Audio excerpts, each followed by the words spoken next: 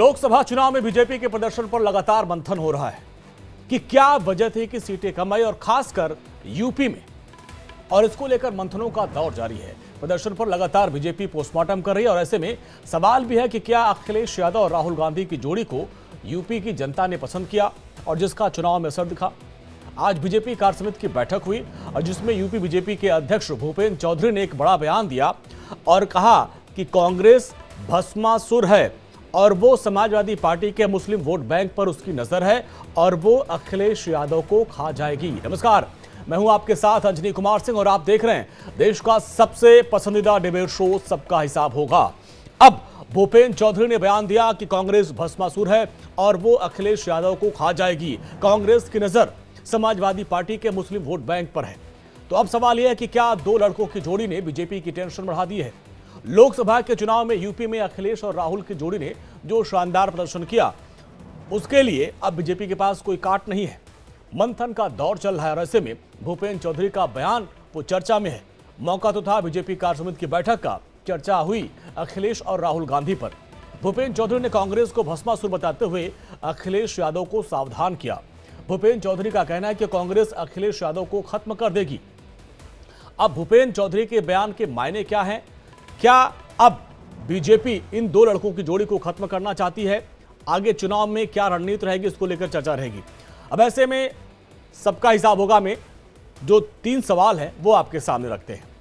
क्या कांग्रेस सियासत की भस्मासुर है, जिस पर आज भूपेंद्र चौधरी ने बड़ा बयान दिया, और भूपेंद्र चौधरी के बयान के पीछे की मंशा क्या है? और तीसरा सवाल, क्या वाकई अखिलेश को खत्म कर देगी कांग्रेस?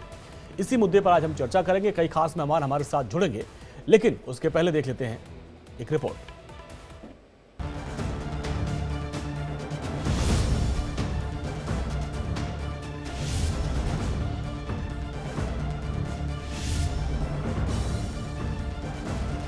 माफिया से मुक्त, डकैतों से मुक्त। मैं आपको सावधान कर रहा हूं कि कांग्रेस धर्म भस्मासुर है और 2027 में हम सत्ता में होंगे, आप बाहर होंगे।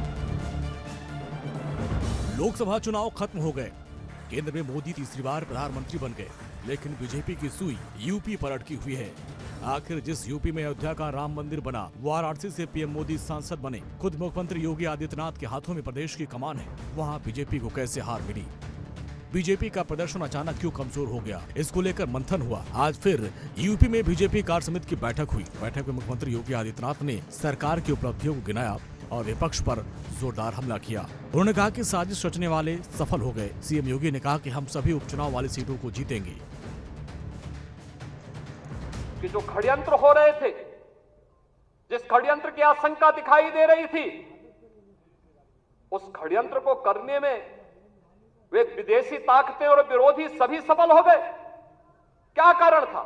हम उस जीत के सिलसिले को, जिस जीत ने विधानसभा को चुनाव भी जिताया, नगर निकायों में भारी सफलता प्रदान कराई, सर्वाधिक चेयरमैन और सर्वाधिक पार्षद भी जिताए, और आजमगढ़ और रामपुर के उपचुनाव में भी विजय पताका भारतीय जनता पार्टी ने अपना गाड़ने का काम किया था। कोई कारण नहीं 10 की 10 उपचुनाव फिर से भारतीय जनता पार्टी अपने पक्ष में करने में सफल हो। इसी कार्य समिति की बैठक में यूपी बीजेपी के अध्यक्ष भूपेंद्र चौधरी ने कांग्रेस पर बड़ा जुबानी हमला बोला। भूपेंद्र चौधरी ने कांग्रेस को भस्मासुर बताया और समाजवादी पार्टी के मुखिया अखिलेश यादव को सावधान रहने की सलाह दी। अब इस बयान पर यूपी में सियासी घमासान छिड़ गया है। अखिलेश यादव जी, मैं आपको सावधान कर रहा हूं कि कांग्रेस धर्म भस्मासुर है और वही बहुत ही जल्दी आपको ठिकाने लगाने का काम करेगी। कांग्रेस की नजर में आपके मुस्लिम वोट पर है। कांग्रेस की सोच और उनकी कार्यशैली लोकतंत्र की कोई गुंजाइश नहीं है। आखिर भूपेंद्र चौधरी ने ऐसा बयान क्यों दिया? इस बयान के पीछे उनकी मंशा क्या है?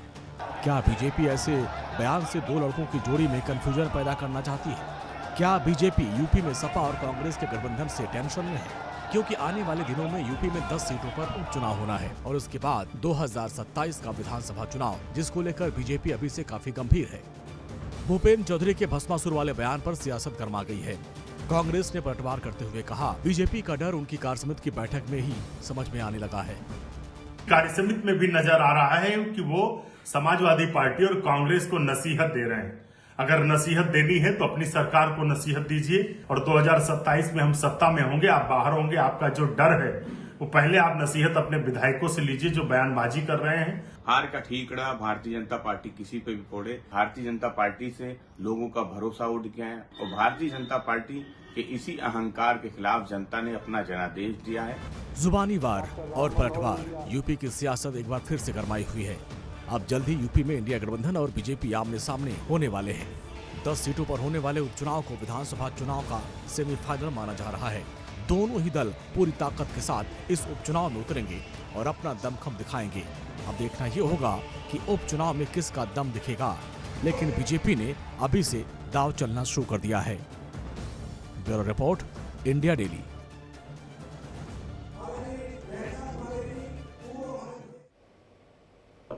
तो आप देखिए, अभी उपचुनाव होना है और कल जो रिजल्ट आया उससे इंडिया गठबंधन काफी उत्साहित है। लेकिन आज बीजेपी कार्य समिति यूपी में जो हुई, यूपी बीजेपी कार्य समिति, उसमें कई मुद्दे सामने आए। उसमें कुछ प्रस्ताव भी रखे गए जिसमें राहुल गांधी को हिंदू नहीं बताया गया और कहा गया कि अगर ये लोग सत्ता में आते तो हिंदू संबोधित करने पर भी ये लोग पाबंदी लगा देते। और जिस तरीके से भूपेंद्र चौधरी ने यह बयान दिया कि कांग्रेस भस्मासुर है, अखिलेश यादव को खत्म कर देगी और उसकी नजर मुस्लिम वोट बैंक पर है, इसी पर आज हम चर्चा करेंगे। कई खास मेहमान हमारे साथ हैं, इस बयान के माने निकालेंगे। और हमारे साथ जो खास मेहमान जुड़े, आजम खान, समाजवादी पार्टी के प्रवक्ता। आजम जी, बहुत बहुत स्वागत है आपका। वैभव त्रिपाठी हैं, प्रवक्ता कांग्रेस के। वैभव जी, आपका बहुत बहुत स्वागत है। आलोक वत्स जी है, राजनीतिक विश्लेषक। आलोक जी, आपका बहुत बहुत स्वागत है। रोहित अग्रवाल जी है, प्रवक्ता आरएलडी के। रोहित जी, आपका बहुत बहुत स्वागत है। और राहुल लाल जी, राजनीतिक विश्लेषक है, आपका बहुत बहुत स्वागत है। और सबसे पहले आजम भाई, आप ही के पास आएंगे। आपके लिए नसीहत दी गई है कि जो कांग्रेस है वो भस्मासुर है और आपके वोट बैंक पर उसकी नजर है और वो अखिलेश यादव को सतर्क करना चाहिए, नहीं तो उसको आपको बर्बाद कर देगी कांग्रेस। जी अश्विनी जी, मैं ये कहना चाहता हूँ, शायद भाजपा अभी भी अपने अहंकार से बाहर नहीं निकल पा रही है। आज उसकी बैठक ठीक इसलिए आज अपनी हार की समीक्षा करना उनका मकसद था, लेकिन वही क्या होगा, हार की समीक्षा करने के बजाय वही जो उनकी हार्ड लाइन है, उसी हार्ड लाइन पे ही पूरी कार्य समिति की बैठक चलती रही। धर्म अधर्म, राष्ट्र भक्त, राष्ट्र विरोधी, तुष्टीकरण और सांप्रदायिकता, तमाम वही बातें कार्य समिति में निकलती रही जो कि इनकी हार्ड लाइन है। यानी ये अभी भी जनता से सबक लेने को तैयार नहीं है। जनता ने इनको अयोध्या में हरा दिया, जनता ने इनको केदारनाथ में हरा दिया और भगवान राम से संबंधित जितने प्लेसेस थे और हर जगह रामेश्वरम, तमाम जगहों पे जनता ने इन्हें हरा दिया। लेकिन ये सबक नहीं लेना चाहते हैं। जनता चाहती थी कि शायद भाजपा अपने कार्य समिति में ये देखे कि भ्रष्टाचार क्यों हो रहा है। आपने सुना होगा, इन्हीं के एक विधायक पूर्व मंत्री मोती सिंह कह रहे हैं कि हमारे 42 साल के राजनीतिक करियर में ये पहला मौका है जब तहसील और थानों में इतना भ्रष्टाचार है। दूसरी बात, महंगाई चरम पे है, इस पे चर्चा नहीं करेंगे और ये करेंगे मतलब को कौन आप आजम भाई, आप कांग्रेस से घबरा नहीं रहे ना? वो कह रहे हैं भाई सपा के बूते ही कांग्रेस को संजीवनी यूपी मिल गई, नहीं तो अपने बूते तो भी नहीं कर पाते। आप घबरा तो नहीं रहे ना? बिल्कुल, कांग्रेस से समाजवादी पार्टी को कोई चिंता नहीं है और समाजवादी पार्टी और कांग्रेस मजबूत गठबंधन है और जो जनता को पसंद है। ठीक है, पहली बात, सबसे बड़ी बात, वो जनता को पसंद है। ठीक है वैभव भाई, आप बहुत मुस्कुरा रहे हैं, लेकिन जो भूपेंद्र चौधरी ने कहा कि कांग्रेस भस्मासुर है और उनके वोट बैंक पे नजर है और बहुत समय बाद आपने दो अपने जो पारिवारिक सीट है उसके अलावा कुछ विजय चखा है और उसमें कह रहे हैं कि भाई मुस्लिम वोट बैंक पे आपकी नजर है और आप धीरे धीरे अखिलेश का वोट बैंक खींच लेंगे और खत्म कर देंगे।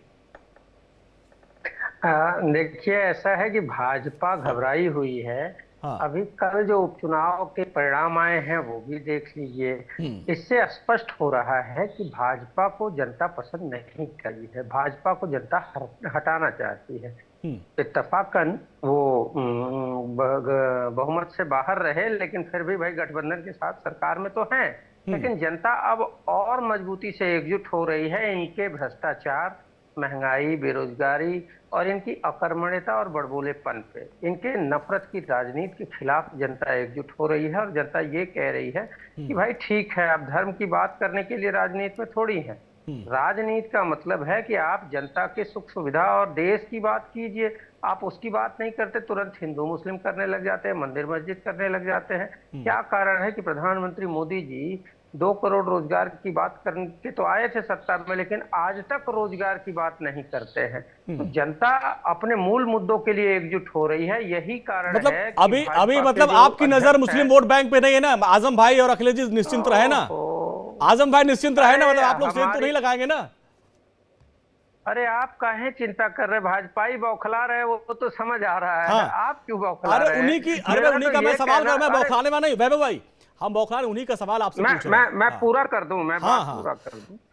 ऐसा है, भाजपाई इसलिए बौखलाए हैं क्योंकि इनकी जो काठ की हांडी है अब दोबारा नहीं चढ़ेगी। आगामी हर विधानसभा में भाजपा का सुपड़ा साफ होगा, ये जनता ने मन बना लिया है। यही कारण है कि जो प्रधानमंत्री जी ऐसे पद पे बैठे थे जो कि भाजपा का पद नहीं था, प्रधानमंत्री पूरे देश का होता है, बावजूद इसके वो अपने पद की गरिमा को गिराते हुए 400 पार चिल्ला रहे थे और जनता ने इनको बहुमत से भी दूर रख दिया। तो जनता इस बात को समझ रही है कि ये सिर्फ चोचलेबाजी करते हैं, झूठ बोलते हैं। अब आके वो क्या कहने लगे हैं भाजपा, अरे भस्मासुर कौन?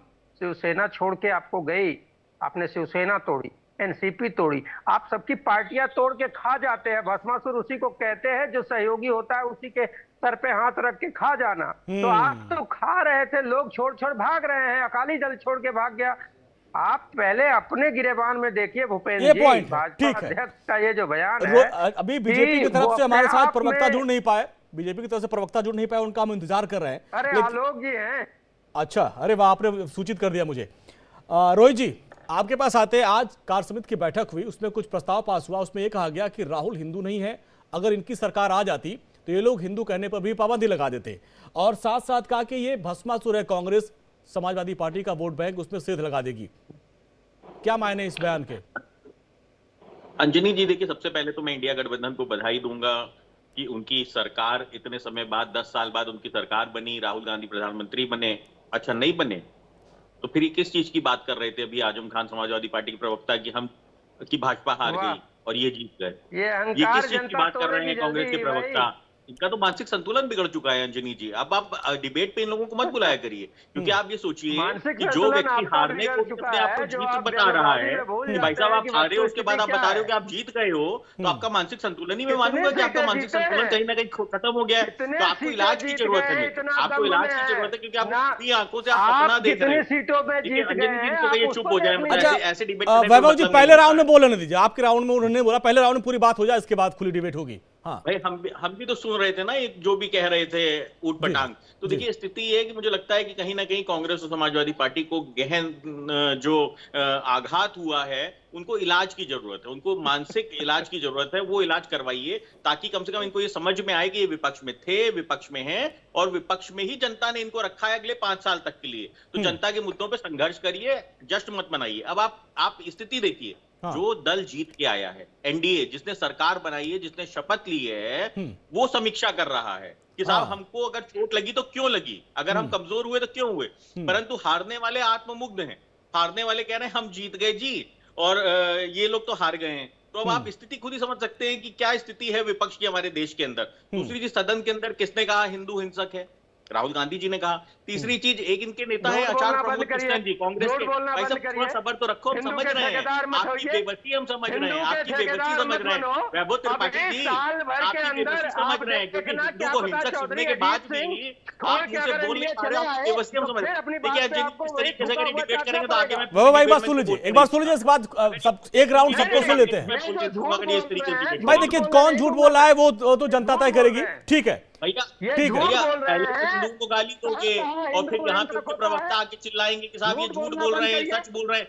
तो जनता ने तो सुना है ना, जनता ने सदन को सुना है, सदन की कार्रवाई तो गायब थोड़ी ना हो जाएगी। सदन की कार्रवाई, देखिए ये अंजनी जी, ये तरीका ठीक नहीं है। नहीं रोहित जी, लेकिन वो ये कह रहे थे कि भाई जो बीजेपी के लोग हैं उनको उन्होंने कहा था कि वो उनका जो हिंदू वोट होंगे है, उन्होंने कहा था कि हिंदुओं को नहीं बोला था।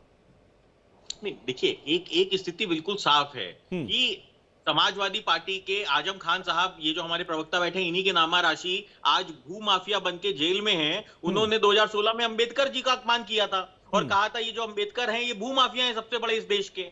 तो ये बयान तो पूरे देश के अंदर है ना, अब आप उसको भी नकार दीजिए। तो आपके बयान नकारे नहीं जा सकते। आप पहले हिंदुओं का अपमान करो, आप पहले बयान दे दो, उसके बाद आप उस पर जस्टिफिकेशन देते रहो कि साहब इसने कहा था, उसने कहा था। आचार्य प्रमोद जी ने कहा राहुल गांधी ने 15 साल में कांग्रेस को खत्म कर दिया। अब आप सोचिए लीडर ऑफ अपोजिशन कौन है? लीडर ऑफ अपोजिशन मतलब इंडिया गठबंधन का लीडर कौन है? राहुल गांधी। आपको लगता है कि 5 साल की जरूरत है? कि 5 साल के अंदर वो खत्म कर देंगे? अगले 5 साल पर्याप्त है विपक्ष को खत्म करने के लिए। तो ये तो खुद ही परजीवी लोग हैं। आ रहे आलोक बस जी आपके पास आते हैं, राहुल भाई आपके पास है। आलोक जी आपके पास आते हैं डिबेट में।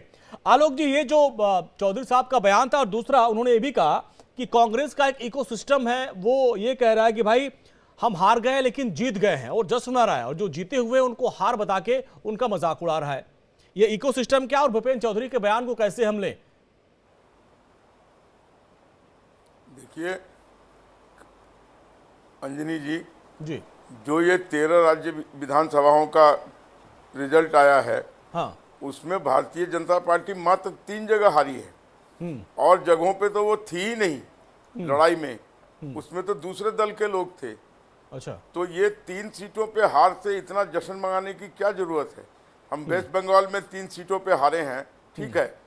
वेस्ट बंगाल में किस तरीके की परिस्थितियां हैं ये किसी से छिपा हुआ नहीं है। सर उत्तराखंड में भी 2 सीट थी। विधानसभा का चुनाव राज्य के सरकार, उत्तराखंड में हम नहीं जीते हुए थे। एक भी सीट पर जहां लड़ाई हुई है वहां हम पहले से थे नहीं। हाँ,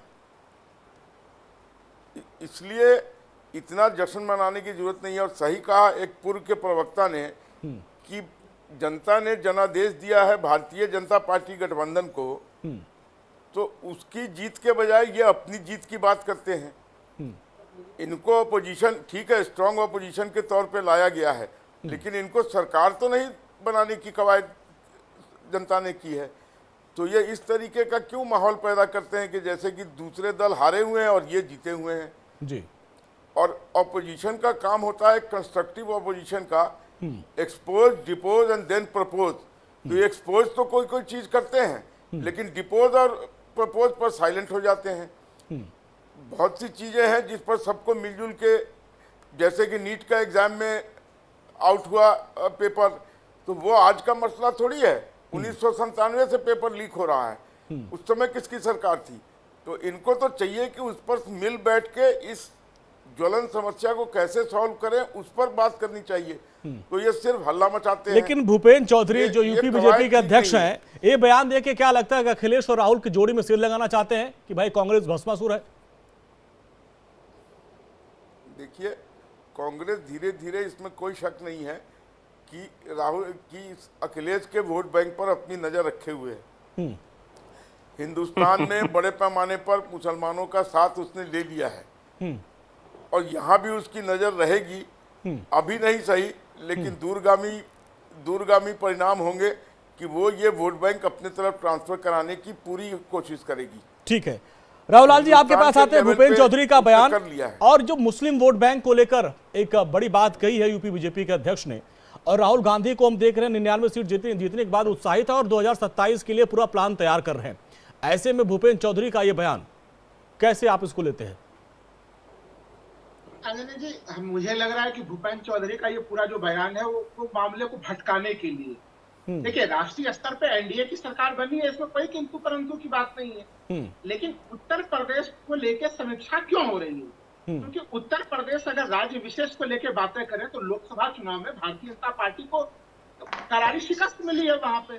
तो आप बताइए, करारी शिकस्त भारतीय जनता पार्टी को उत्तर प्रदेश के संदर्भ में मिली है और उसके लिए तमाम प्रकार की चीजें हो रही हैं। भूपेंद्र चौधरी जी को की जिम्मेवारी, भाई उनको प्रदेश अध्यक्ष किस लिए बनाया गया था? तो अपने एक तरह से हार का ठेकरा फोड़ने का प्रयास है कि इन दोनों के बीच में मतभेद होगा। अगर दोनों पार्टियों के बीच में इस प्रकार की किसी भी मशक्कत की स्थिति आती है अंजनी जी, तो हम लोगों ने देखा था 2019 के लोकसभा चुनाव के बाद मायावती की गठबंधन से 1 मिनट में अलग हो गई थी, 10 सीटें भी आई और वो गठबंधन तोड़ के अखिलेश यादव से वो अलग हट गई थी। भारतीय जनता पार्टी की चिंता क्या है? उनकी चिंता ये है कि यह गठबंधन अभी तक मौजूद क्यों है, 4 जून के बाद भी यह गठबंधन क्यों चल रहा है, ये मुख्य प्रश्न है। अगर भूपेंद्र चौधरी जो सवाल उठा रहे हैं कि दूसरे दल को खत्म कर जाएगी, उसको वोट बैंक ले लेंगे, तो ये तो सवाल तो बीजेपी के ऊपर उठेगा अंजनी जी, हम लोगों ने देखा कि भारतीय जनता पार्टी के सबसे पुरानी सहयोगियों में से शिवसेना उद्धव ठाकरे जी शामिल रहे हैं बाला साहेब ठाकरे के समय। और उनको क्या मिला? पार्टी का संगठन तक का जो नाम भी ले लिया, संगठन से परिचय भी, चुनाव चिन्ह भी ले लिया। अकाली दल इनके सबसे पुराने सहयोगियों में, एनडीए के सहयोगियों में रही है, आज वो इनके साथ नहीं है। तो ये लाइन कहने का मतलब है मामले को मुख्य विषय वस्तु से भटकाना। अगर इन दोनों दलों में ऐसी कोई भी स्थिति होती तो मैं आपको दावे के साथ कह रहा हूँ कि आज गठबंधन अभी कैसे टूट जाता, समाजवादी पार्टी और कांग्रेस का गठबंधन। लेकिन राहुल भाई, जो भूपेंद्र चौधरी जिस तरफ इशारा कर रहे थे कि वोट बैंक दोनों का सेम है और मुस्लिम वोट और दलित वोट कांग्रेस छिड़क गया था, जिसकी वजह से वो यूपी में बाहर हो गई थी, अब एक संजीवनी मिली है और 27 की बात राहुल गांधी कर भी रहे हैं, तो वही वोट बैंक उनका भी है। इसको लेकर क्या आकलन करता है आपका? अंजनी जी, मैं आपको कह रहा हूँ कि 2027 के चुनाव में भी कांग्रेस समाजवादी पार्टी दोनों आपको मैदान में एक साथ दिखेगी गठबंधन के साथ। क्योंकि देखिए, इन दोनों समूहों को, जिसको आप कह रहे हैं कि कॉमन वोट बैंक है समाजवादी पार्टी और कांग्रेस के, वो तभी इनके साथ मजबूती से आएंगे जब दोनों एक साथ लड़ेंगे। अन्यथा एक साथ नहीं लड़ेंगे तो उनके मतदाताओं के भीतर कंफ्यूजन की स्थिति होगी, वोटों के बंटवारे की स्थिति होगी। वो देखिए अंजनी जी, अखिलेश यादव ने खूब सारे प्रयोग किए, खूब सारे प्रयोगों के बाद इस जगह पर वो पहुंचे। 2017 में कांग्रेस के साथ लड़े, 2019 में जो है कि वो बहुजन समाज पार्टी के साथ कितने बड़े बड़े उन्होंने प्रयोग किए। ये प्रयोग है, लेकिन ये वाला प्रयोग लास्ट वाला सफल हो गया। आजम भाई, अब आपके पास आते हैं। अब 2027 की बात हो रही है और उपचुनाव की बात हो रही है, और ऐसे में क्या लगता है कि आप लोग मिलकर लड़ेंगे? और अब इसमें उपचुनाव को लेकर क्या स्थितियां बनी रहेंगी? और आप लोग आगे मिलके ही रहेंगे ना, मिलके आगे चुनाव लड़ेंगे ना? ये गठबंधन आगे रहेगा कि ये 27 में अलग अलग हो जाएंगे? अंजनी जी, मैंने आपके शुरू में कहा कि ये गठबंधन अब जनता की पसंद बन गया है। तो जनता जो चीज पसंद करेगी वो चीज जारी न रहे, ऐसा हो नहीं सकता। क्योंकि ये सारी लड़ाई जनता के बीच की लड़ाई है कि जनता किसको पसंद करती है और किसको नहीं पसंद करती है। और ये लड़ाई देखिए, सारे जो मूल्य है, संवैधानिक मूल्यों के साथ साथ दो विचारधाराओं की लड़ाई है। एक तरफ आरएसएस और बीजेपी की विचारधारा है जो विभाजनकारी है, देश को कहीं न कहीं नफरत के उसमें और सांप्रदायिकता में झोंक रही है। दूसरी तरफ वो विचारधारा है जो भारत को संविधान के दायरे में चलाना चाहती है, दलितों पिछड़ों के आरक्षण को कायम करना चाहती है और राष्ट्र में भाईचारा और सद्भाव बनाए रखना चाहती है। लेकिन इसी में आजम भाई एक प्रस्ताव पास हुआ, उसमें कहा गया कि सपा और कांग्रेस ने जातियों और धर्मों में लोगों को बांट दिया, अफवाह फैलाया। आप कह रहे हैं हम एकता कर रहे हैं, लेकिन वो कह रहे हैं आपने जाति और धर्म में लोगों को बांटा। यही तो बात कर रहे, भाजपा अभी भी मूल मुद्दों को समझ नहीं पाई है। ये बार बार हमारे नेता माननीय राष्ट्रीय अध्यक्ष अखिलेश यादव जी और विपक्ष के नेता राहुल गांधी जी ये कहते रहे हैं, ये दो विचारधाराओं की लड़ाई है। जहां एक तरफ वो विचारधारा है जो देश को संविधान से चलाना चाहती है, देश में सद्भाव लाना चाहती है, और जो वो वाला मतलब राष्ट्रवाद का जो अंधभक्ति है वो नहीं चाहती है। राष्ट्र प्रेम होना चाहिए, लेकिन अंधभक्त वाला राष्ट्र प्रेम नहीं चाहिए। ये लोग खाली चाहते हैं कि अंधभक्त बन जाओ हमारा, हमसे महंगाई पे बात न करो, हमसे बेरोजगारी पे बात न करो, हमसे पेपर लीक पे। तो ये जो जाति वाला कार्ड था आपका काम आ गया क्या इस बार? आपको लग रहा है कि जाति वाला कार्ड आपने जो खेला था उसकी कार्ड बीजेपी के पास नहीं है, जाति कार्ड आपका सफल रहा इस बार? देखिए, जाति की चर्चा हमने कभी नहीं करी। हमने कहा कि जो ओबीसी दलितों के आरक्षण पे सेधमारी भाजपा कर रही है, आप बताइए जब ग्रुप सी और डी की सर्विसेज आउटसोर्सिंग को दी जाएंगी तो दलितों और पिछड़ों को आरक्षण कैसे मिलेगा?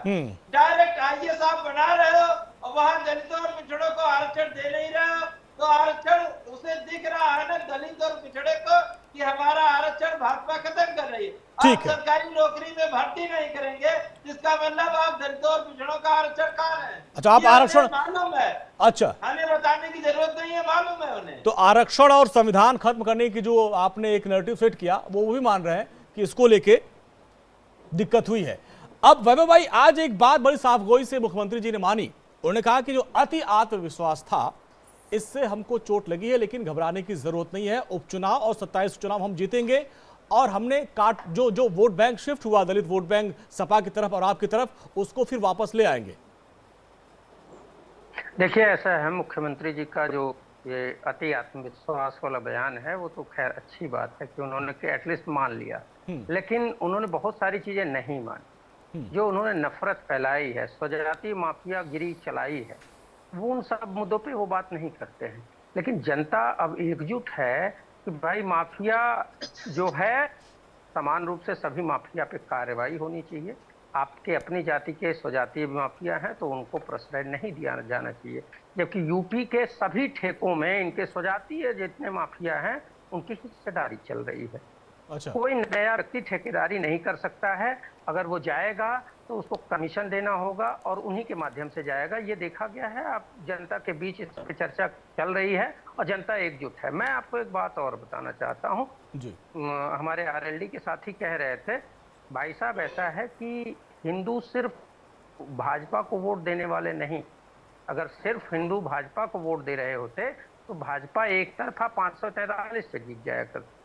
ठीक है, तो राहुल गांधी जी का जो बयान आपने बोला है संसद में, वो फर्जी बयान आप जो बताना चाहते हैं, गलत तरीके से उसको प्रचार करना चाहते हैं, उसमें शंकराचार्य महाभाग का भी बयान आया कि हिंदुओं के लिए कोई ऐसी टिप्पणी नहीं की गई है। उन्होंने कहा है कि जो भाजपा को वोट कर रहा है सिर्फ वही हिंदू नहीं है, उसके अलावा भी हिंदू है और हिंदू कहीं हिंसक नहीं होता। वैभव भाई, अभी आलोक बस जी ने एक सवाल उठाए और भूपेंद्र चौधरी ने भी सवाल उठाए थे कि एक इकोसिस्टम है। आप लोग 99 पे आए, हार गए, इधर 62 साल बाद पहली बार कोई तीसरी बार सत्ता में आया, तो उनकी जीत को आप कमतर, अपनी हार को आप सेलिब्रेट कर रहे हैं। ये किस तरह का इकोसिस्टम है? देखिए अंजनी भाई, मुझे तो एक भी सेलिब्रेशन का कोई इवेंट नहीं दिखा।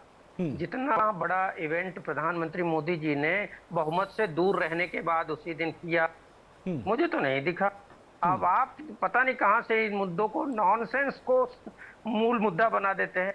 मुद्दा ये है कि महंगाई और बेरोजगारी। भाई आपके नेता राहुल गांधी कह रहे हैं ना, भाई हमने उनको हटा दिया, ये हमारी सरकार है, हमारी जीत है, ये जीत है, यही तो सेलिब्रेशन है। भाई आपके नेता अखिलेश यादव, राहुल गांधी लगातार बोल रहे हैं, आप उसको नॉनसेंस बोल रहे हैं, वो लगातार कर रहे हैं कि भाई ये सेलिब्रेशन है। हाँ, मतलब हम अपनी विचारधारा, हमारी सुन लीजिए, हमारी विचारधारा मजबूत हुई है और कुछ चंद सीटों की वजह से आप सत्ता तक पहुंचने में कामयाब हुए हैं। और बीजेपी जो 400 पार का दंभ मोदी जी भरते थे, वो उसको जनता ने दंभ तोड़ दिया है। इस अहंकार को जनता ने जब तोड़ा है, आपकी नफरत की राजनीति को नकारा है, उस पर हम चर्चा भी ना करें।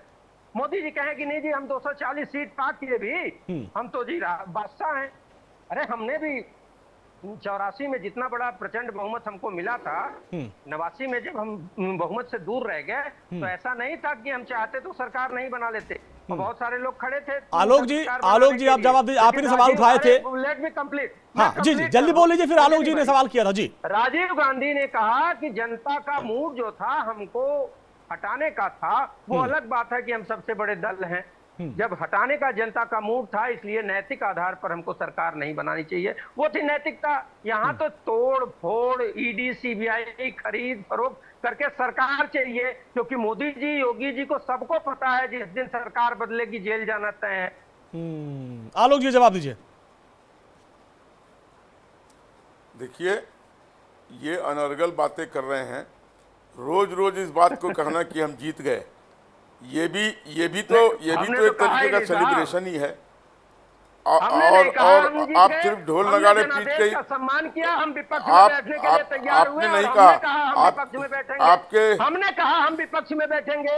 हमने कहा हम विपक्ष में बैठेंगे। आपके दल के नेता बराबर इस बात को कह रहे हैं, आपके दल के नेता बराबर इस बात को कह रहे हैं कि हम जीत गए। एक नेता का नाम बताइए, एक बयान सुनाइए जिसने कहा कि हम सरकार बनाने जा रहे हैं। आप बीच में न बोले। एक बार आप जब बोले थे वो सुन रहे थे। मैंने कहा ना जी, एक बार सुन, जी बोलिए। कि ये बार बार लगातार इस बात को कहना कि हम जीत गए, ये क्या इंडिकेट करता है? अरे जीते तो मोदी जी हैं, जनता ने आशीर्वाद तो मोदी जी के गठबंधन को दिया है, तो आप शांत रहिए। और दूसरी बात ये कह रहे थे कि यूपी में माफिया का राज है, माफिया सब ठेके चला रहे हैं, तो अतीक अहमद, मुख्तार अंसारी, आजम खान, ये कौन थे ये लोग? और ये किसकी देन थी? किसके वक्त में इनका राज चल रहा था? नाम लेने की हिम्मत है क्या आप में? मैंने कहा ना, एक भी नाम बता दीजिए। एक भी नाम बता दीजिए जिसकी माफियागिरी यूपी में चल रही हो। आप एक भी नाम बता दीजिए जिसकी माफियागिरी, एक भी नाम बता दो तीन नाम बता दीजिए वैभव भाई, 2-3 नाम गिनवा दीजिए। आलोक जी भूल गए, 2-3 नाम एक भी नाम बता दीजिए जिनकी माफियागिरी चल रही है। बोलिए वैभव भाई, बोलिए। सवाल ही नहीं पैदा होता। मुख्यमंत्री योगीनाथ जी के नेतृत्व में धनंजय सिंह माफिया नहीं है क्या? हिम्मत है क्या? ये राजनीतिक विश्लेषक है, देखिए पक्षपाती रवैया अपनाते हैं। कौन नहीं कौन सा माफियागिरी किया इन्होंने? अरे चुप रहिए। कौन सा माफियागिरी किया इन्होंने? आप बताइए। सजातीय बंदियों को आप बीच में क्यों बोल रहे हैं? दी है इस सरकार ठीक है, चलिए आप अपनी बात रखिए, अब आलोक जी को सुन लीजिए। वैभव भाई ठीक है, आलोक जी बोलिए। ये बीच में अगर बोलने नहीं देंगे तो वैभव जी आपने अपने बारे में बोला, उनको सुन लीजिए। वैभव जी आप 99 सीट पे आकर उनको बोलने देंगे क्या? उनको बोलने दीजिए, तो आलोक जी बोलने दीजिए, बोलिए। आजम भाई एक बार उनको तो कंप्लीट कर लेने दीजिए। इसी तरीके एक बार आलोक जी को कंप्लीट कर लेने दीजिए, दबाइए मत उनको। पार्लियामेंट भी, हाँ दबाइए मत उनको, आप लोग जीते दबाइए मत। पार्लियामेंट में रूल ऑफ बिजनेस जिस तरीके से ये यहाँ पे कर रहे हैं, इसी तरीके से इनके नेता सदन में कर रहे हैं। रूल ऑफ बिजनेस को चलने ही नहीं दे रहे हैं। कोई न कोई एक मसला पकड़ के और हंगामा ही किए जा रहे हैं। और जिन लोगों का नाम इन्होंने लिया है, कौन सी माफियागिरी की है? अगर माफियागिरी की है तो उनके विरुद्ध केस क्यों नहीं करते हैं? आप यहाँ बोल के क्यों रह जाते हैं? अगर आपके पास उनके खिलाफ पर्याप्त सबूत है तो आप उनके खिलाफ केस कीजिए। हिम्मत नहीं है नाम लेने की। अरे वैभव भाई धनंजय सिंह अभी जेल में थे ना, अभी जेल में तो रिहा हुए। ठीक है, आगे बढ़ते हैं, थोड़ा सा मुद्दे से भटक भी रहे थे। अब देखिए रोहित भाई यहाँ पे हो रहा है भाई, जो मुख्यमंत्री ने कहा कि हमने माफिया मुक्त यूपी बनाया, लेकिन वैभव जी कह रहे हैं कि भाई स्वजातीय जो उनके माफिया वो अभी भी एक्टिव है वहां पे, उन पे एक्शन क्या होगा? एक तरफा एक्शन हो रहा है। नहीं, वैभव जी की तकलीफ हम समझ सकते हैं कि जिन लोगों का ये नाम ले रहे हैं, पहले ये बताएं कि वो किस दल में रहे हैं और कहां रहे हैं। क्या वो भारतीय जनता पार्टी के सदस्य हैं? ये भी इनको बताना पड़ेगा। तो मुझे लगता है कि इतना उत्सुक मत हो वैभव त्रिपाठी, हिंदुओं को गाली देने वाले और तुम यहाँ उत्सुक हो रहे हो, सबके बीच में बोल रहे हो, तुमको डिफेंस की तमीज नहीं है। अरे रोहित जी आक्रोश में था, रोहित जवाब दीजिए। तुमको माफिया हो, तुम्हारे खिलाफ कार्रवाई होगी, तुमको तमीज नहीं है, सबके बीच में बोल रहे हो। रोहित जी बोलिए। वैभव भाई सुनिए। रोहित जी बोलिए। रोहित जी आप तर्कों से बात करिए, कोई बात नहीं। ये 2 कौड़ी के लोग राहुल जी, रोहित जी पर्सनल नहीं। परिवार का जीतने की औकात है और तुम मुझे अपने परिवार का ये पालक बुद्धि का प्रवक्ता, यहाँ पे रोहित जी देखिए, पर्सनल अटैक नहीं, आप तर्कों से उनकी बात काटिए, तर्कों से बात करिए, तर्कों से काटिए, पर्सनल अटैक नहीं। हम सभी मेहमानों से कहेंगे, देखिए तर्क से बात जवाब दीजिए। रोहित भाई आप बड़े विद्वान प्रवक्ता हैं, आप अपना आपा कभी नहीं खोते हैं, बहुत बार डिबेट होती है आपके साथ, आप अपना आपा नहीं खोलिए, आप तर्क दीजिए। ठीक है। वैभव भाई सुनिए, आपके भी तेवर वैसे ही लग रहे हैं। अब रोहित जी बोलिए, आप विद्वान प्रवक्ता हैं, आप आपा खोते नहीं है। सुनिए वैभव जी ने अपनी बात कही, अपनी बात रखिए, शालीनता से बात रखिए। इनको ये इनकी ही जो दवाई थी वो इनको चखाई है। अच्छा, दवाई चखा रहे थे आप? इस तरीके से चित्राई की आती है, तो चित्राई करनी हमको बहुत अच्छी तरीके से आती है। हाँ। इसलिए आप इतना गुमान में मत रहिए। आप 99 सीट जीत के आए हैं और अपने आप को सरकार मत समझिए। तो स्थिति जनता के मुद्दों पे बात करनी है, जनता के मुद्दों पे बात नहीं करेंगे, हिंदुओं को गाली देंगे। और इनका सेकुलरिज्म ये है कि हिंदुओं को गाली दो, हिंदुओं को जब तक ये गाली नहीं देते तब तक इनका सेकुलरिज्म पूरा नहीं होता है। भाई साहब, भाईचारा जिंदाबाद की बात हम बात कर रहे हैं विकास की। 80 करोड़ समाजवादी के साथ जुम्मा 4 दिन पहले तक थे गठबंधन में, तब नहीं समझ आ रहा था, आज उधर चले गए। अभी साल भर के अंदर आपके चौधरी आएंगे, फिर धर्म की आवाज मिलेगी। यहाँ पे बैठ के चित्राई करने तो तुम्हारे हो जाएगा क्या? जनता तुमको नकारती चली आ रही है। कौन कर रहा है? 2017 से भाई 4 दिन पहले तक तो सपा के साथ थे और सपा के साथ थे, तब क्या बोल रहे थे, आज क्या बोल रहे हो? अपनी जबान को देख लो। बालक बुद्धि के प्रवक्ता जाके अपना। चलिए रोहित जी, आपकी आवाज ब्रेक भी है, लेकिन देखिए ऐसी कम से कम भाषा की मर्यादा पे आप लोग काम करिए, क्योंकि आगे फिर दोस्ती जब होगी, आगे जब दोस्ती होगी, वैभव भाई आप भी कह रहे हैं कि आएंगे जयंत चौधरी, तो ऐसा आप भी भाषा मत बोलिए कि जयंत चौधरी जी आए तो आप भी नजर ना मिला पाए। ठीक है, आलोक जी आपके पास आएंगे। ठीक है, राहुल भाई देखिए यहाँ पे थोड़ा गर्मा गर्म बहस हो गई, लेकिन क्या लगता है 10 सेकंड जल्दी, आपने तो पूरा ज्यादा सबसे ज्यादा समय आप ही लिया। नहीं 10 सेकंड आपने बोलने नहीं दिया, ये लोग बीच में उल्टी बातें कर रहे हैं। मैं ये कह रहा हूं कि 4 दिन पहले तक ये सपा के गठबंधन में थे, सपा के गठबंधन में थे, तब शिवपाल जी के जिस बयान का जिक्र ये कर रहे थे तब इनको आपत्ति नहीं थी, क्योंकि सत्ता की मलाई चाहिए थी। भाई देखिए ये तो सियासत है, अभी एमपी के चुनाव में कौन अखिलेश, ये सियासत है वैभव भाई। अभी एमपी का चुनाव हुआ, आप ही के नेता बोलते थे कौन अखिलेश वखिलेश, तो ये सब होता रहता है भाई, सियासत है, गड़े मुद्दे नहीं खोलिए। राहुल भाई आपके पास आते हैं।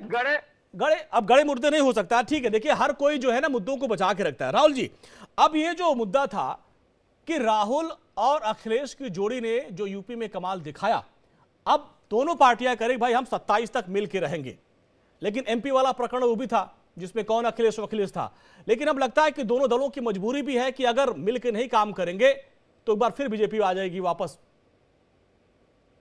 इसमें देखिए इसमें कोई शक और संदेह की बात है। भारतीय जनता पार्टी उत्तर प्रदेश में जिस तरह से उनकी एक मजबूती रही है, लोकसभा चुनाव में अखिलेश यादव और राहुल गांधी कांग्रेस समाजवादी पार्टी ये गठबंधन है, और इस गठबंधन के मजबूती का ये लाभ मिला है।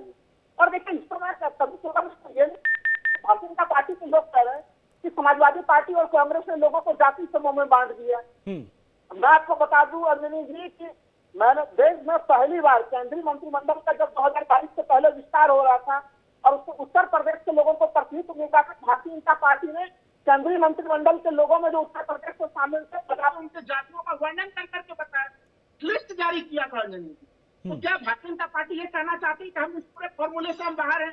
क्या उन्होंने जो है कि वो ओम प्रकाश राजभर के साथ गठबंधन करना, संजय निषाद के साथ गठबंधन करना, अनुप्रिया पटेल के साथ गठबंधन करना, वो कहीं से सोशल यूनियन और जातिगत समीकरण को साधना नहीं था। तो वो देखिए आपको फिट करेगा तो ठीक है, विपक्ष को अगर वो फिट कर जाए तो फिर कह दीजिए कि विकास के बॉल होगा, यही प्रमुख मुद्दे होंगे। चुनाव के कारण बहुत सारे होते हैं, लेकिन एक चीज जान लेना चाहिए कि ये जो गठबंधन है दोनों का जो नहीं टूट रहा है, मैं आपके कार्यक्रम में पहले भी बोला हूँ कि ये जनता के डिमांड पे किया गया गठबंधन था। दोनों पार्टियों को जो संकट अभी भूपेंद्र चौधरी गिनती करा रहे हैं, ऐसा नहीं कुछ संकट। अच्छा ये बताइए राहुल भाई, ये जनता का डिमांड था कि इनकी डिमांड थी कि अगर एक साथ नहीं होंगे तो खत्म हो जाएंगे, क्योंकि 17 में एक जोड़ी नाकामयाब हो गई थी, तो आपने ऐसे कैसे बोल दिया कि जनता की डिमांड थी? जनता की डिमांड थी या इनकी डिमांड थी कि हम साथ नहीं आएंगे तो खत्म हो जाएंगे? नहीं, जो इनके जिन कॉमन वोटर्स की बात कर रहे हैं उन लोगों के बारे में बात कर रहा हूँ। देखिए लोकसभा चुनाव 2024 सीधे या तो मोदी जी के समर्थन या मोदी जी के विरोध के संदर्भ में था। मायावती जी ने काफी प्रयास किया चुनाव को त्रिकोणीय बनाने के लिए, लेकिन कितने जगह पे वो चुनाव को त्रिकोणीय बना पाए। तो जनता का डिमांड क्लियर था अंजनी जी, या तो आप इस तरफ रहिए या तो आप उस तरफ रहिए। उस संदर्भ में मैं कह रहा हूँ कि आप और उस डिमांड पर लोगों ने उसका पालन किया है, नंबर 1। नंबर 1 यहाँ पे आलोक जी हैं, आलोक जी के साथ खूब सारे डिबेट और बीजेपी के तमाम लोगों के साथ खूब डिबेट होता था। जब बंगाल के चुनाव होते थे अंजनी जी, तब ये लोग बोलते थे कि हम लोग बड़ी सफल हो गए, क्यों? बंगाल में तीन सीटों से विधानसभा तक पहुंच गए। अगर सफलता का वो मानक है तो तब तो उस मानक पे अगर आप विपक्ष को भी नापेंगे तो उस दृष्टि से उनकी भी संख्या में वृद्धि हुई है। तो आप अपने नहीं, वो कह रहे थे भाई हम तो 3 ही सीट पे लड़े थे, 3 सीट हार गए, तो फिर क्या जश्न 13 में से 10 जीत गए? हम कह रहे मानक इस तरह से बदल नहीं सकते ना। मैं तो अभी की बात नहीं कर रहा, मैं 2021 के बंगाल वो तो अभी जो उपचुनाव को लेकर कहा जा रहा है कि भाई बीजेपी को नकार दी जनता ने। आलोक जी कह रहे भाई 3 सीट पे लड़े थे, 3 हार गए, तो इसमें क्या है? कैसे लड़े थे वो? हाँ। हिमाचल प्रदेश में 3 सीटों पर यहाँ पे वो दूसरा चिपकाना चाह रहे हैं कि हमारे होश से खोए में कितनी सीटें निकली, लेकिन लड़ तो रहे हिमाचल प्रदेश में 3 सीटों को चुनाव में वहां तो लड़े। ये पॉइंट है आपका, ये आपका पॉइंट है। हाँ मैं कह रहा हूँ अंजनी की मैं हिमाचल प्रदेश से ही बोल रहा हूँ, उपचुनाव के संदर्भ में वहां पे हिमाचल प्रदेश में आया। नहीं ये पॉइंट है आपका, हिमाचल है, उत्तराखंड है, हर जगह बीजेपी के उम्मीदवार उतरे थे, लेकिन अब आलोक जी कह रहे भाई वो हम वहां पहले हारे नहीं थे, इस बार हार गए तो कोई हमको घाटा नहीं हुआ है। अब आजम खान भाई आप आइए डिबेट में। आजम खान भाई अब देखिए मुख्यमंत्री योगी आदित्यनाथ एक बात को उन्होंने स्वीकारा कि अति आत्मविश्वास, जो अति उत्साह था, इसने थोड़ा सा डेंट पहुंचाया है, लेकिन हम अब जो उपचुनाव होना है उसमें सभी 10 सीटों को जीतेंगे और 27 को भी जीतेंगे। अब ऐसे में आपके पास क्या काट है, आपकी क्या रणनीति? आज इस बैठक में उपचुनाव और 27 को लेकर मंथन किया गया और करीब 3000 जो उनके कार्यकर्ता आए थे, सबको यहाँ पे मंत्र दिया गया जीत का। अंजनी जी, वो जो कह रहे हैं कि आत्मविश्वास की वजह से चुनाव आ रहे हैं, तो वो अभी कम उनका अभी भी नहीं हुआ। अभी भी आज पूरी कार्य समिति में उन्हीं मुद्दों पे चर्चा हुई जो मुद्दे उत्तर प्रदेश की जनता ने नकार दिया है। यानी आपने देखा होगा, धर्म की चर्चा हुई, राष्ट्रवाद की चर्चा हुई, तुष्टीकरण की चर्चा हुई, भ्रष्टाचार की चर्चा हुई। आखिर 46% वोट शेयर इंडिया अलायंस का है उत्तर प्रदेश के चुनाव में और भाजपा 41% पे है, तो 5% का ज्यादा वोट शेयर जनता ने। इसका मतलब हमारे मुद्दे को पसंद किया है, जनता ने हमारे मुद्दे को पसंद किया है। ये कैसे कह सकते हैं? ऊपर से जैसे अभी आपने उनका देख लिया, उनके अलायंस के प्रवक्ता बैठे हैं, वो कितने फाउल हो रहे थे, जैसे लग रहा है कि कोई बहुत बड़ा पहाड़ टूट गया। अरे भाई, शब्दों की मर्यादा का ख्याल रखते हुए डिबेट की जा सकती है। मुझे लगता है तार्किक ढंग से डिबेट के लिए ही शायद हम सब लोग बुलाए जाते हैं, गाली गलौज के लिए नहीं बुलाए जाते। नहीं, सही बात है कि आजम खान जी, आपके भी मित्र प्रवक्ता हैं कांग्रेस के, वो भी तो आक्रोशित थे। वो तो जब मैंने सवाल किया, वो तो मेरे ऊपर भी हमलावर होने वाले थे, लेकिन बाद में कंट्रोल कर लिया। आजकल थोड़ा कांग्रेस के लोग थोड़ा एंकर पे हावी होते हैं, थोड़ा सा 99 सीट जीतने के बाद किसी के ऊपर भी हमलावर हो ही जाते हैं। नहीं, देखिए, ये जो हम लोग अपनी जीत कहते हैं, ये एक मॉरल विक्ट्री थी। भाजपा के 400 पार के नारा को हम लोग 240। लेकिन आजम भाई, आप मानेंगे कि 62 साल बाद किसी पार्टी को तीसरी बार जनता ने सत्ता सौंपी है और उनके गठबंधन को, किसी गठबंधन को, ये एक फैक्ट है। इसमें हमारे मानने न मानने का कोई मतलब ही नहीं है। ये दिस इज फैक्ट। तो फैक्ट है तो फैक्ट है, लेकिन ये भी फैक्ट है कि जो 400 पार का दम भर रहे थे और जो ये कह रहे थे पूर्ण प्रचंड बहुमत से हम आने जा रहे हैं, उसको जनता ने 300 पार का नारा तो सर आप लोग भी दे रहे थे। आप लोग 300 पार नारा मिल के भी जो है नहीं 240 पहुंच पाए। तो भाई, हर पार्टी का एक लक्ष्य होता है ना। लेकिन एक फैक्ट है ना कि विपक्ष मजबूत है। ये एक तो फैक्ट ये भी है कि आप लोग सारे लोग मिलके 240 तक नहीं पहुंच पाए। हाँ, बिल्कुल फैक्ट है, लेकिन ये भी एक फैक्ट है कि जो विपक्ष है वो अब तक का सबसे ये पॉइंट है, यही पॉइंट है कि आप लोग सबसे मजबूत हुए हैं, लेकिन आप लोग मिलके 240 तक नहीं पहुंच पाए हैं। ये एक अच्छी बात है। मानने न मानने कोई मतलब नहीं। ये एक अच्छी बात है। जो चुनाव होने जा रहा, बस एक सेकंड, जो चुनाव होने जा रहा वो उन्हीं बुनियादी मुद्दों पे होगा, महंगाई, बेरोजगारी और जो भ्रष्टाचार है, जो बार-बार भाजपा इस बार जो 10 सीटें हैं आजम भाई, इस बार जो 10 सीटों पर उपचुनाव होगा, इसमें जो है कांग्रेस को कितनी सीट देंगे, क्या कुछ? ये तो अभी शीर्ष नेतृत्व में तय नहीं हुआ है कि कितनी सीटें दी जाएंगी, लेकिन ये तय है कि ये चुनाव गठबंधन के साथ लड़ा जाएगा। ठीक है आलोक जी, 400 पार का दावा आप लोग कर रहे थे, लेकिन आज मुख्यमंत्री ने भी मान लिया कि अति आत्मविश्वास ने ये गति कर दी है, डेंट पहुंचा दिया है। हालांकि कह रहे हैं भाई, कार्यकर्ताओं को हताश होने की जरूरत नहीं है, बैकफुट पे नहीं जाना है। हमने 2017, 22, 19 में जीत दर्ज की है, इससे जनता, जो उनके कार्यकर्ता हैं, वो उत्साहित हो जाएंगे। मुख्यमंत्री की ये स्वीकारोक्ति सत्य है कि थोड़ा अति आत्मविश्वास हमारे कार्यकर्ताओं में आ गया था, लेकिन हर आदमी चाहता है, एक लक्ष्य बड़ा देता है। तो भारतीय जनता पार्टी ने अगर लक्ष्य दिया 400 पार का, तो विपक्ष ने भी कहा कि हम इस बार सत्ता में आ रहे हैं और कांग्रेस को हटाने ये एनडीए को हटाने जा रहे हैं। ये भी अपने लक्ष्य को पूरा नहीं कर पाए।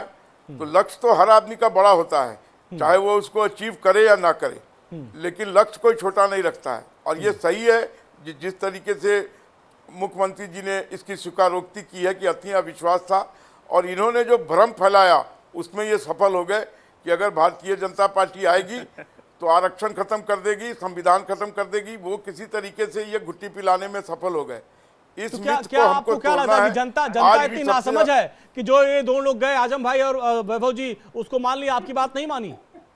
भाई आप लोग भी इतने बड़े बड़े महारथी उतरे थे, समझा रहे थे, पीएम मोदी खुद समझा रहे थे आरक्षण खत्म नहीं होगा, संविधान खत्म नहीं होगा, आपकी बात जनता ने नहीं मानी।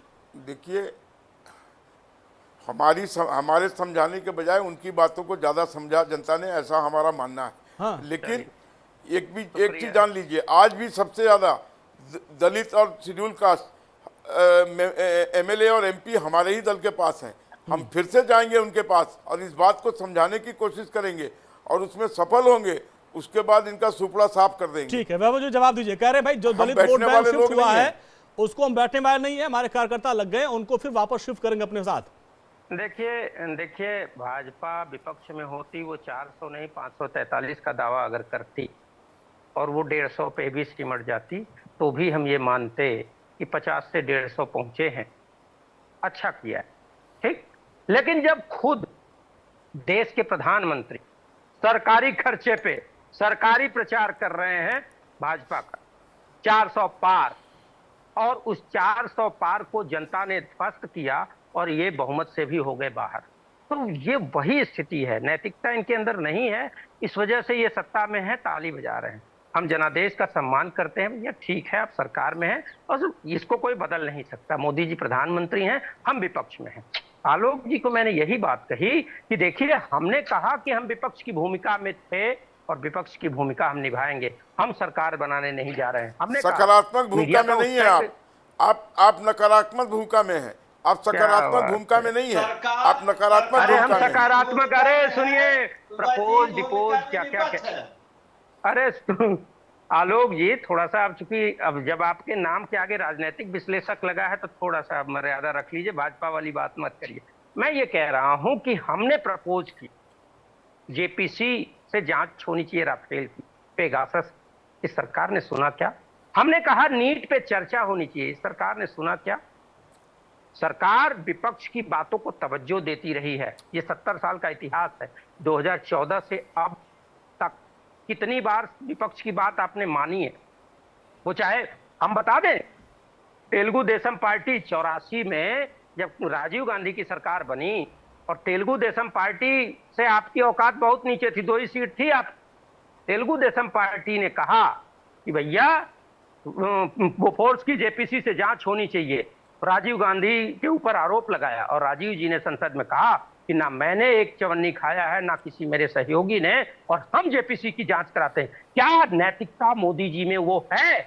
जी जनता कह रही है, जवाब दीजिए, जनता के चुने हुए प्रतिनिधि कह रहे हैं। राहुल लाल जी के पास आलोक जी, एक मिनट राहुल भाई, आलोक जी जवाब देंगे। आलोक जी बहुत गंभीर नैतिकता की बात उठाई है।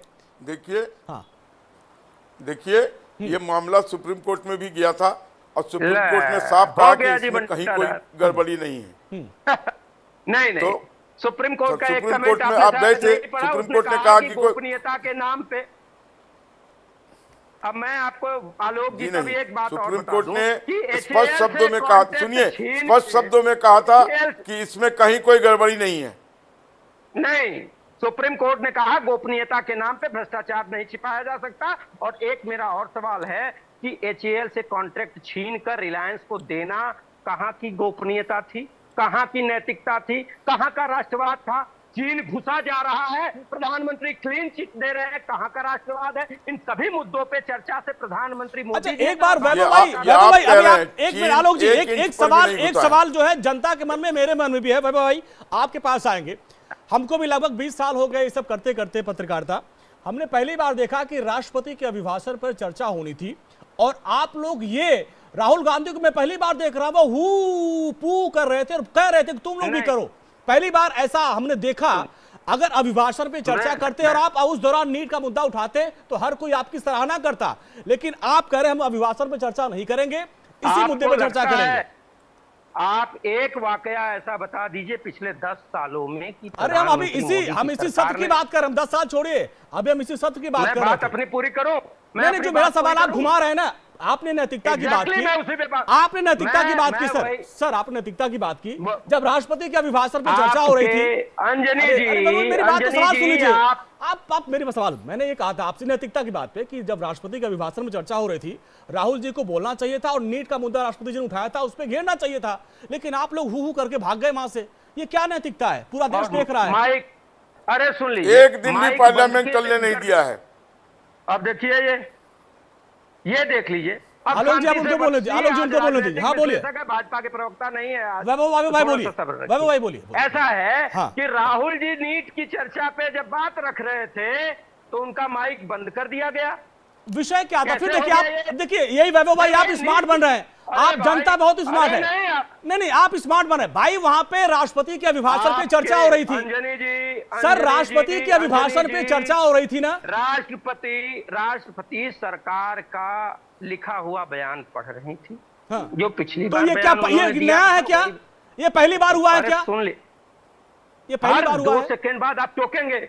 अगर आप नहीं, आप सर अपनी बात करेंगे तो कैसे डिबेट होगी? बिल्कुल मैं जवाब दे रहा हूँ ना। हाँ, जवाब दीजिए। कर लिया, आपकी जनता सुन रही है, जो दर्शक आपके हैं वो ये सुन रहे हैं। ये सरकार हर मुद्दे पे बहस से भागती है और झूठ बोलते हैं प्रधानमंत्री जी, झूठे बयानबाजी करते हैं प्रधानमंत्री जी। एक मुद्दे पे कभी 10 साल में विपक्ष की मांग पे चर्चा कराई है क्या प्रधानमंत्री ने? दुनिया जानती है कि ये चर्चा से भाग जाएंगे। अभिभाषण पे मोदी जी का भाषण आप सुनिए, उसके बाद सरकार भाग जाएगी। तो हम इस वजह से दबाव बनाने के लिए, ये हमेशा ऐसा हुआ है। मैं तो आपको बताऊं, मेरा तो यही सवाल था, आप लोग संविधान की बात करते हैं सर। अंजनी जी आप मेरे सवाल का जवाब नहीं दे रहे हैं। आप संविधान की प्रति लेके गए थे और आपने संविधान का अनादर कर दिया। आपने अभिभाषण पे एक शब्द नहीं बोला, आप नीट करके हु करके चले गए। ये मैं कहना चाह रहा था। आप तो जीते हैं भाई, आपने संविधान को बचाया है। आपके दर्शक कह रहे होंगे कि प्रवक्ता से ज्यादा एंकर बोल रहे हैं। नहीं ये कांग्रेसियों का बहुत पुरानी आदत है, जब फंसोगे तो एंकर को और समीक्षक को प्रवक्ता बता दोगे। मेरा भाई एक सवाल था, राष्ट्रपति के अभिभाषण पे आप लोगों ने चर्चा क्यों नहीं की? एक सवाल को 5 बार दोहराने से आप जवाब नहीं देंगे तो हम 20 बार पूछेंगे सर। मैं जवाब दे रहा हूँ। हाँ। राष्ट्रपति के अभिभाषण के बीच क्या नीट के उन लाखों करोड़ों बच्चों के भविष्य की बात नहीं हो सकती? आप कहते हैं बिल्कुल हो सकती है सर, वही तो मैं भी कह रहा था। राहुल गांधी की बात बहुत मुद्दा था। उस समय राहुल गांधी का माइक बंद किया गया। आप क्या चाहते हैं? राहुल गांधी की बात ये सरकार जनता तक नहीं 90 मिनट तक राहुल गांधी ने अपनी बात कही थी। 90 मिनट तक बात कही थी सर, जनता देख रही है ना। 90 मिनट तक बात कही थी अपनी, 90 मिनट तक बात कही थी। ठीक, हमारे पास हम आखिरी पड़ाव पे आ गए हैं। राहुल जी देखिए, राहुल जी आपके पास आते हैं। राहुल जी भी समीक्षक हैं। 5 बार टोक के एक बार भी एक शब्द नहीं बोलने दिया। बोलिए, आप सवाल पे आ ही नहीं रहे हैं। पूरा 1.5 सेशन आपको याद होगा कि जितना झूठ परोसना है। आलोक जी सुन लीजिए, आखिरी सेगमेंट में। आलोक जी सुन लीजिए, आखिरी सेगमेंट में जी बोलिए। ऐसा है कि 2G की जेपीसी से जांच कराने के लिए 1.5 सेशन वॉश आउट कर दिया था इस भाजपा ने। और क्या मीडिया ने बोला? मीडिया ने कहा सरकार चर्चा से भाग रही है, सरकार जेपीसी क्यों नहीं बना रही है। लेकिन एक मीडिया के पर्सन ने आज तक बोफोर्स पे जेपीसी की मांग का समर्थन किया हो या ये कहा हो कि मोदी जी को जेपीसी से जांच करानी चाहिए? क्यों? इन मामले में मोदी जी को मीडिया का समर्थन है। और किसी भी चर्चा के लिए आप राष्ट्रपति के अभिभाषण की बात तो कर रहे हैं, लेकिन आपके दर्शक पूछना चाहते हैं कि नीट पे चर्चा ये सरकार क्यों नहीं कराना चाहती और आप उसकी बात क्यों नहीं बीजेपी के प्रवक्ता से? बिल्कुल, बीजेपी के प्रवक्ता से सवाल पूछा। भाई आलोक जी, आखिरी सवाल आपसे। आज जो है बीजेपी प्रवक्ता ने, आपने देखिए वैभव भाई, नीट पे चर्चा क्यों नहीं कराई गई, ये बहुत महत्वपूर्ण सवाल था। और उसको हम हर डिबेट में, आलोक भाई लग रहा है वैभव भाई बहुत दिन बाद आप हमारे साथ पहली बार जुड़े हैं, हर डिबेट में मेरे यही सवाल आता है कि नीट पर चर्चा क्यों नहीं हुई। आलोक जी 10 सेकंड। ये एक दिन भी चर्चा चलने दिए हैं, एक दिन भी चर्चा चलने दिए हैं। हाँ। कोई न कोई मुद्दा उठा के ये हंगामा करके और वॉकआउट कर रहे हैं। हमारे पास इतना ही समय था। स्थिर बैठ के सभी मेहमानों का बहुत बहुत शुक्रिया। इतना ही समय था। आलोक जी आपका, वैभव जी आपका, राहुल भाई आपका, रोहित जी आपका, आजम जी आपका, सभी का बहुत बहुत शुक्रिया। देखिए ये राजनीति है और राजनीति में मुद्दे हैं।